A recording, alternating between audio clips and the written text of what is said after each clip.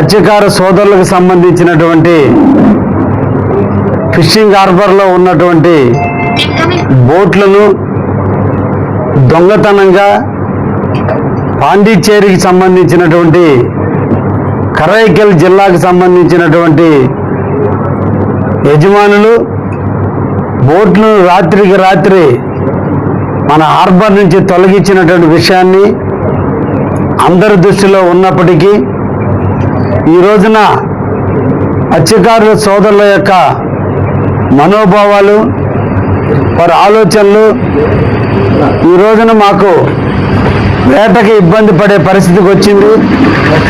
గత 8-9 నెలల కాలంగా మేమందరం కూడా వేటని సుభిక్షంగా నిర్వహించుకున్నాం.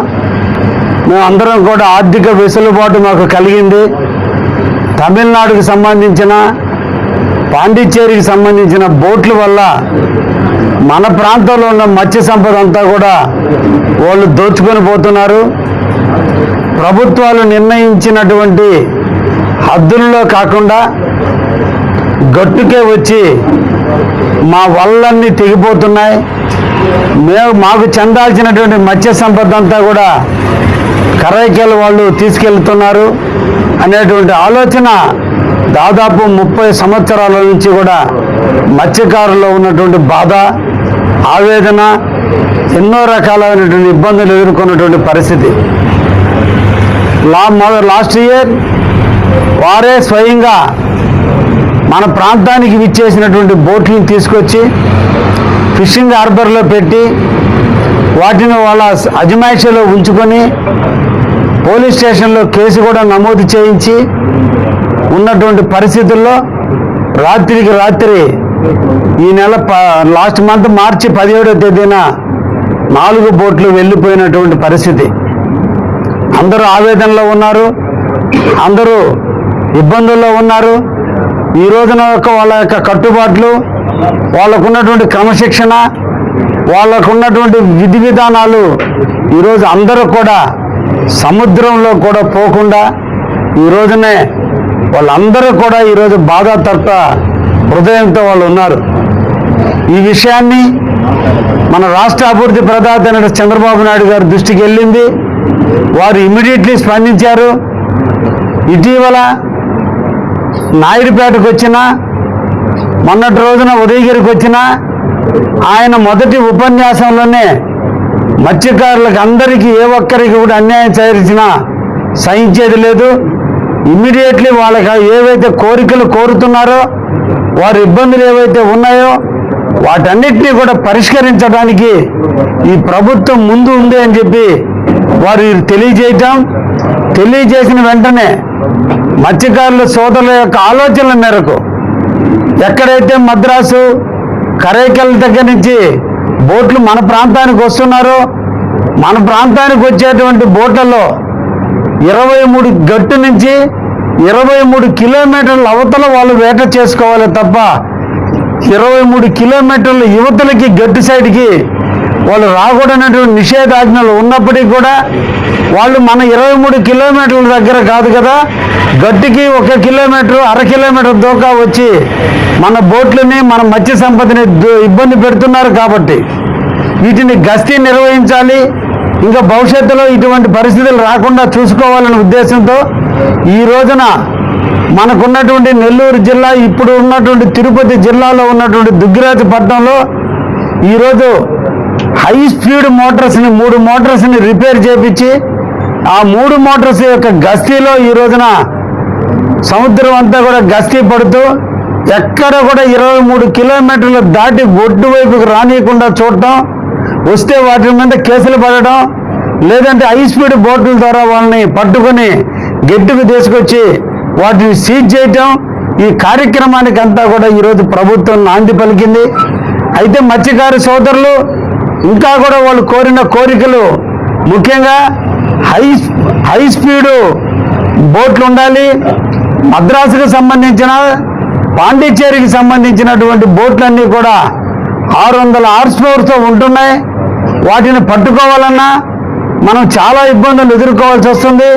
వాళ్ళు గట్టుకు వచ్చినప్పుడు, గట్టు ప్రాంతాల్లో చేపలు పట్టేటప్పుడు వాళ్ళ దగ్గరకు వెళ్ళి వాళ్ళ బోట్లు మనం క్యాచ్ చేయాలన్నా, వాళ్ళు మన ప్రాంతంలోకి రాకుండా మనం అడ్డుకట్ట వేయాలన్నా 23 కిలోమీటర్ల వరకు గట్టు ప్రాంతానికి రాకూడని ఏరియాలోకి వచ్చినప్పుడు వాళ్ళని తరమాలన్నా ఆ బోట్ల కంటే కూడా సరి సమానమైనవి కాదు, వాటికంటే కూడా ఇంకొక 50 హార్స్ పవర్ ఎక్కువ ఉండేటువంటి బోట్లు ఉంటే అన్ని విధాలా మనం వాళ్ళని క్యాచ్ చేయడానికి అవకాశం ఉంటుంది.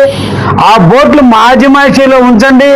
ప్రభుత్వంలో పోలీసు యంత్రాంగంతో పాటు మేము మా కాపులకు సంబంధించినటువంటి కాపులు నిర్దేశించినటువంటి వాళ్ళను కూడా మేము దాంట్లో ఉంచుకుంటాం. మా అజమాయిషి ప్రభుత్వ అజమాయిషి ఇద్దరు కాపలాగానే ఉన్నట్లయితే ఎక్కడ కూడా ఇబ్బందికరమైన పరిస్థితులు రాకుండా ఉంటాయని ముఖ్యమంత్రి దృష్టికి మత్స్యకార సోదరులు అందరూ కూడా తెలియజేసిన మీదట ఈరోజు ముఖ్యమంత్రి గారు ఇమ్మీడియట్లీ స్పందించి రేపు ఏప్రిల్ 15వ తేదీ నుంచి మత్స్యకారులకి 2 నెలల పాటు సముద్రంలో నిషేధం ఉంటుంది కాబట్టి జూన్ 15 నాటికల్లా ఈరోజు ఆ బోట్లను కూడా సముద్రంలో తిప్పేదానికి ఆల్రెడీ ఈరోజు బోట్లు పర్చేజ్ దానికి అగ్రిమెంట్లు కూడా చేసుకోవడం జరిగింది. నిన్ననే మన జిల్లా కలెక్టర్ కూడా ముఖ్యమంత్రి ఆదేశానుసారం ఆల్రెడీ కాకినాడ దగ్గర 650 హార్స్ పవర్ ఉన్నటువంటి ఒక బోటును కూడా కొనుగోలు చేశారు. అది కూడా రేపు ఎల్లుండికల్లా ఇక్కడికి రావడం జరుగుతుంది. ఆల్రెడీ కూడా ఈ రోజున ఇంకొక బోటు కూడా రెంట్కి తీసుకొని ఈరోజు సముద్రంలో గస్తీ కాసేదానికి ఆ బోటును కూడా తీసుకోవడం జరిగింది. ఈ 2 బోట్లు అదేవిధంగా 650 హార్స్ పవర్ ఉన్నటువంటి బోట్లు కొనుగోలు చేయడానికి టెండర్లకు కూడా రెడీ చేశారు. 3 కంపెనీల లిస్టు కూడా తీసుకోవడం కూడా జరిగింది. ఆ 3 కంపెనీల నుంచి కొటేషన్లు కూడా తీసుకుంటున్నారు. కలెక్టర్ గారు ఇమ్మీడియట్లీ కూడా మత్స్యకార యోజనకి ప్రధానమంత్రి మత్స్యకార యోజన కింద ఆ 4 బోట్లను కొనుగోలు చేయమని ముఖ్యమంత్రి గారు తెలియజేశారు. కాబట్టి ఇమ్మీడియట్లీ 650 హార్స్ పవర్ ఉన్నటువంటి బోట్లను తీసుకొచ్చి తడ దగ్గర నుంచి కూడా మన జువల్దిన్ని హార్బర్ వరకు కూడా ఎక్కడ కూడా తమిళనాడుకి కానీ పాండిచ్చేరికి సంబంధించినటువంటి బోట్లని రాకుండా ఈ ప్రభుత్వం చిత్తశుద్ధితో పనిచేస్తుందని, ముఖ్యంగా మత్స్యకారుల సోదరులకి తెలుగుదేశం పార్టీకి ఒక అనుబంధం ఉందని, తెలుగుదేశం పార్టీ పేద బడుగు బలహీన వర్గాల మీదే నిలబడ్డటువంటి పార్టీ, ఇది బీసీలకు సంబంధించినటువంటి పార్టీ. ముఖ్యంగా మత్స్యకార సోదరుల్లో 80% తెలుగుదేశం వైపు ఉండేటువంటి పార్టీ.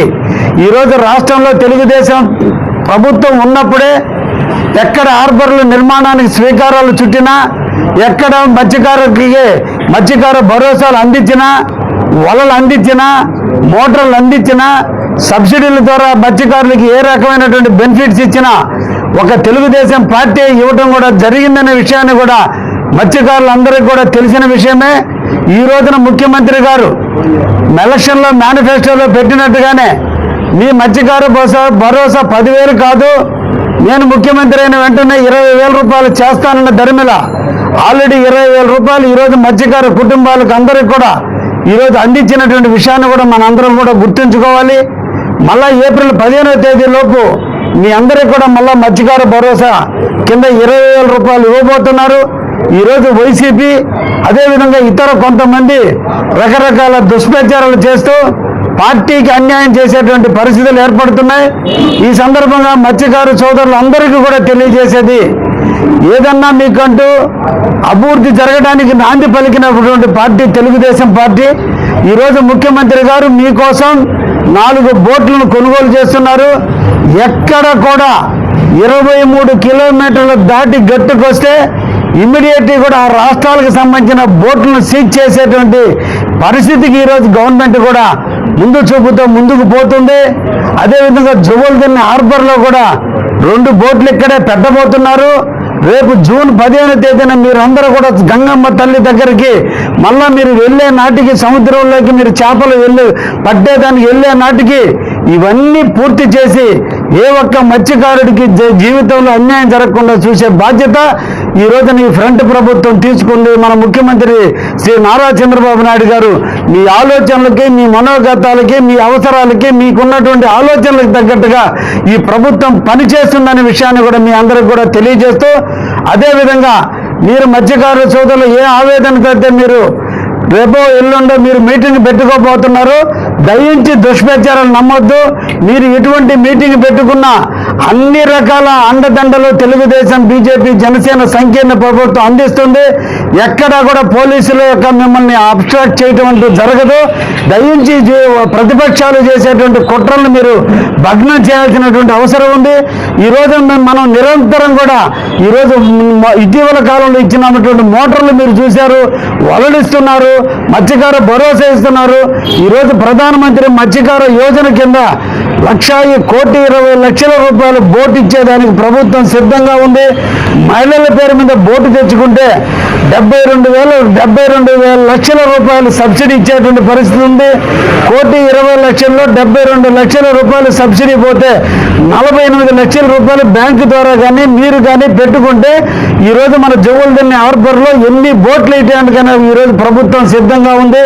ఈ సందర్భంగా నాయకులందరికీ కూడా తెలియజేస్తున్నా, ఈ బోట్లనే మన దగ్గర ఉంటే మన ప్రాంతంలో మనం మత్స్యకారులు మనమే ఆ సంపదను సంపాదించుకుంటుంటే తమిళనాడుకి చెందినటువంటి వాళ్ళు కానీ పాండిచ్చేరికి చెందినటువంటి వాళ్ళు కానీ ఏ ఒక్కరు కూడా రాకుండా మన బోట్లు సముద్రంలో తిరుగుతున్నాయి కాబట్టి మనల్ని దాటి వాళ్ళు పోయేదానికి పరిస్థితి లేదు. కాబట్టి మనం తమిళనాడు, పాండిచ్చేరి నుంచి కూడా మనం రక్షించుకునే దానికి అవకాశం ఉంటుంది. కాబట్టి ఇప్పటికి 11 బోట్లు ఈరోజు జువ్వలదిన్నె ఫిషింగ్ హార్బర్లో పనిచేస్తున్నాయి. ఇంకా కూడా 40-50 బోట్లు ఇవ్వడానికి ప్రభుత్వం సిద్ధంగా ఉంది.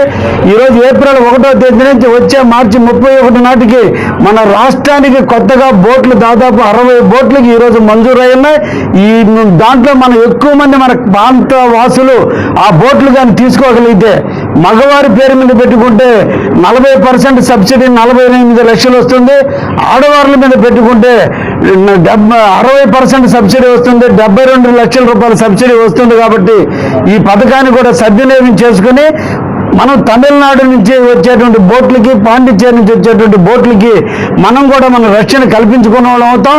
దానికి తోడుగా ఈరోజు మన ప్రభుత్వం ఈరోజు 4 బోట్లు ఇచ్చి మీకు నిరంతరం పహారా కాసి, ముఖ్యంగా పోలీసు వారి సంరక్షణలో కాదు మీ సంరక్షణలోనే మిమ్మల్ని కూడా బోట్లోనే ఉంచుకొని మీకు కూడా జీతాలు ఇస్తూ తప్పకుండా మీ పర్యవేక్షణలోనే ఇక నుంచి ఎటువంటి విపత్కర పరిస్థితి జరగకుండా, ఎటువంటి ఇబ్బందులు లేకుండా ఈ రోజున చేయటానికి మన చంద్రబాబు నాయుడు నడుం బిగించాడు. ఎటువంటి అన్యాయం మీకు జరగకుండా చూసుకునే బాధ్యత లోకల్ ఎమ్మెల్యేగా నేను కూడా బాధ్యత తీసుకుంటాము. జిల్లాకు సంబంధించిన తెలుగుదేశం పార్టీ ఎమ్మెల్యేలు అందరూ కూడా ఈరోజు సీఎం గారితో మాట్లాడడం జరిగింది. ఇక్కడి నుంచి ప్రకాశం జిల్లా, తిరుపతి జిల్లా, బాపట్ల జిల్లాకు సంబంధించినటువంటి 164 గ్రామాలకు సంబంధించినటువంటి అందరి మత్స్యకారు సోదరులకు సంబంధించిన ఎమ్మెల్యేలు అందరూ కూడా ముక్త కంఠంతో మత్స్యకారులకు అండగా ఉండాలి, మత్స్యకారుల సోదరుల యొక్క మనోభావాలను గుర్తించాలి, వాళ్ళ ఆవేదనను అర్థం చేసుకోవాలి, వాళ్ళ యొక్క ఇబ్బందులు గుర్తించి వాళ్ళకి అండగా ఉండాలనే ఉద్దేశంతో ఈరోజు మన ప్రభుత్వం, ఎమ్మెల్యేలు, మంత్రులు, ముఖ్యమంత్రి గారు అందరూ కూడా, పవన్ కళ్యాణ్ గారు అందరూ కూడా ఒకే రకమైనటువంటి దీక్షతో ఈరోజు పనిచేస్తున్నారు. అదేవిధంగా మన ముఖ్యమంత్రి ఇంకా ముందు చూపుతో ఈరోజు మన నరేంద్ర మోడీ గారితో కూడా మాట్లాడడానికి అన్నిటి కూడా తయారు చేయడం జరిగింది. భవిష్యత్తులో ఇటువంటి 2 రాష్ట్రాల అంతర్గత విషయాల మీద కూడా కూలంకషంగా చర్చించుకుని ఒక చట్టాన్ని తెచ్చి ఎక్కడ కూడా మన మత్స్యకారులకు అన్యాయం జరగకుండా చూసేదానికి మన ఫ్రంట్ ప్రభుత్వం పనిచేస్తుందనే విషయాన్ని కూడా మీ అందరికీ కూడా తెలియజేస్తూ, గ్రామాలలో మీరు కూడా అందరికీ కూడా ప్రజలకు తెలియజేయాల్సిన అవసరం ఉంది. చంద్రబాబు నాయుడు పడే తపన, చంద్రబాబు నాయుడు చూసే దారిస్కరణకత, చంద్రబాబు నాయుడు ఉన్నటువంటి ముందు చూపును అర్థం చేసుకుని మత్స్యకారుల సోదరులకు అందరూ రావాల్సినటువంటి అన్నింటినీ కూడా మీరు కూడా నాయకులు కూడా పనిచేసి మత్స్యకారు సోదరులకు కూడా తెలియజేస్తూ, కావల నియోజకవర్గంలో మత్స్యకారు సోదరులందరికీ కూడా తెలియజేస్తున్నా, మీకు ఏ ఇబ్బంది వచ్చినా నేను అండగా ఉంటానని మీకు తెలియజేశా. ఏ ఇబ్బందుల్లో, కష్టాల్లో, అన్నిట్లో కూడా మీకు తోడున్నాను, ఇప్పటికీ తోడు ఉంటూనే ఉంటానని కూడా మీకు అందరికీ కూడా తెలియజేస్తూ, మీ సమస్యని మా సమస్యగా భావించి మీరు ఏ ఆవేదనతో అయితే ఉన్నారో అదే ఆవేదనతో మేము కూడా ఉండి ఈ రోజున రాష్ట్ర ప్రభుత్వం తరఫున మీకు ఈరోజు బోట్లు తీసుకురావడంలో కానీ, రేపు పడబోయే మత్స్యకార భరోసా కానీ, అదేవిధంగా రాబోయే కాలంలో మీకు ప్రధానమంత్రి మత్స్యకార యోజన కింద వలలు కానీ, బోట్లు కానీ కొనిచ్చే దాంట్లో కానీ, అదేవిధంగా తాడిచెట్లపాలెంలో సముద్రము ముందుకొచ్చి ఈ రోజున బకింగ్హామ్ కెనాల్ దాకా వచ్చి ఆటుపోట్లు ఉన్నప్పుడు, సముద్రం పొంగినప్పుడు, తుఫాన్లు వచ్చినప్పుడు అక్కడ కొట్టుకుపోతుందంటే దానికి ఈరోజు 2 కోట్ల రూపాయలు నిధులు కూడా వెచ్చించి ఈ రోజున రిటైనింగ్ వాళ్ళకు కూడా ఈరోజు 1,40,00,000 రూపాయలు వెచ్చించడం కూడా జరిగింది. ఈ ప్రభుత్వం మత్స్యకారుల అభ్యున్నతి కోసం, మత్స్యకారుల యొక్క భవిష్యత్తు కోసం ఎప్పుడు కూడా పనిచేస్తూనే ఉంటుందని చంద్రబాబు నాయుడు గారు ఈరోజు ఎప్పుడు కూడా పేద పేదవారు పక్కన నిలబడేటువంటి వ్యక్తి. కాబట్టి వైసీపీ వాళ్ళు ఇతర ప్రతిపక్ష పార్టీలు చెప్పేటువంటి కళ్ళబొల్లి మాటలు నమ్మకుండా మన సమస్యను మనం పరిష్కరిస్తున్నటువంటి మన దేవుడైన చంద్రబాబు గారి నాయకత్వంలో మన అందరం కూడా పనిచేయాలని ఈ సందర్భంగా మత్స్యకారుల సోదరులందరినీ కూడా ఆహ్వానిస్తూ, అదేవిధంగా